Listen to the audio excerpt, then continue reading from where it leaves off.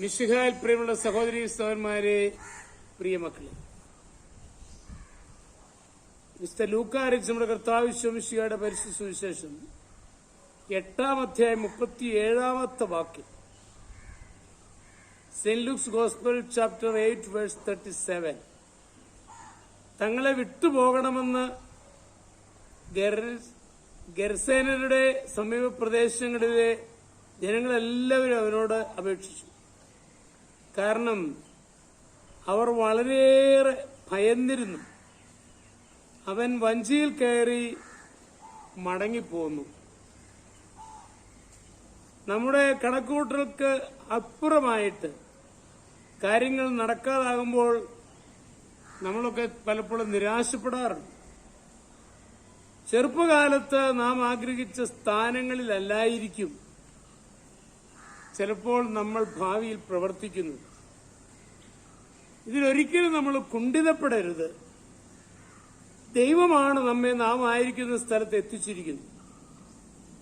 നമ്മുടെ ആഗ്രഹങ്ങളും അനുസരിച്ച് പ്രവർത്തന രംഗം ലഭിക്കാതെ വരുമ്പോൾ അതിൽ ദൈവോദ്ദേശമുണ്ട് എന്ന് നമ്മൾ മനസ്സിലാക്കണം. നമുക്ക് യോജിച്ച സ്ഥലത്താണ് ദൈവം നമ്മെ ആക്കിയിരിക്കുന്നത്.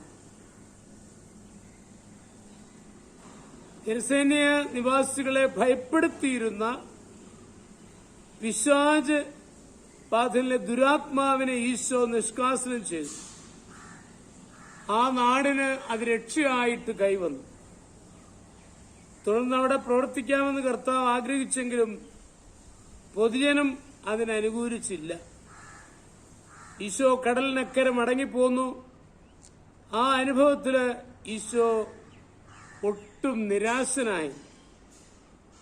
താൻ മടങ്ങിപ്പോന്നത് അധികം പ്രയോജനകരമായ ശുശ്രൂഷ നിർവഹിക്കുവാൻ കാരണമായി. ഗലീലെ ജനം അവന്റെ ആഗമനത്തിനായി കാത്തിരിക്കുകയായിരുന്നു. രക്തസ്രാവക്കാരിയെ സൗഖ്യപ്പെടുത്തുന്നതിന് അധികമായ ഫലപ്രദമായ സേവനം ചെയ്യുവാനെല്ലാം ദൈവം അതിടയാക്കി.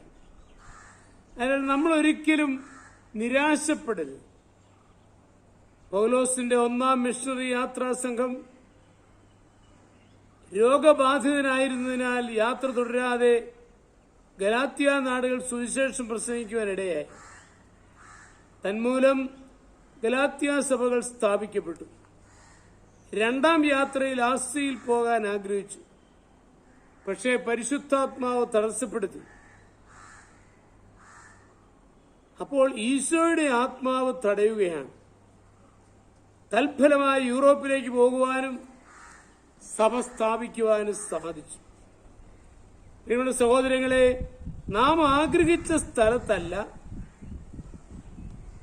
നാം ആയിരിക്കുന്നതെങ്കിൽ ദൈവമാണ് നമ്മളെ അവിടെ നിയമിച്ചത് എന്ന് വ്യക്തമാണ്. അതിൽ സംതൃപ്തിയോടെ ശുശ്രൂഷ ചെയ്യുവാൻ നമുക്ക് സാധിക്കണം. അതാണ് ദൈവം ആഗ്രഹിക്കുന്നത്. നമ്മുടെ കർത്താവ് മിശിഹായുടെ കൃപയും പിതാവായ ദൈവത്തിന്റെ സ്നേഹവും പരിശുദ്ധാത്മാവിന്റെ സഹവാസവും പരിശുദ്ധ അമ്മയുടെ മധ്യസ്ഥതയും നിങ്ങളെല്ലാവരോടും കൂടി ധാരാളമായിട്ടുണ്ടായിരിക്കട്ടെ, എപ്പോഴും എപ്പോഴും എന്നേക്കും. ആമേൻ.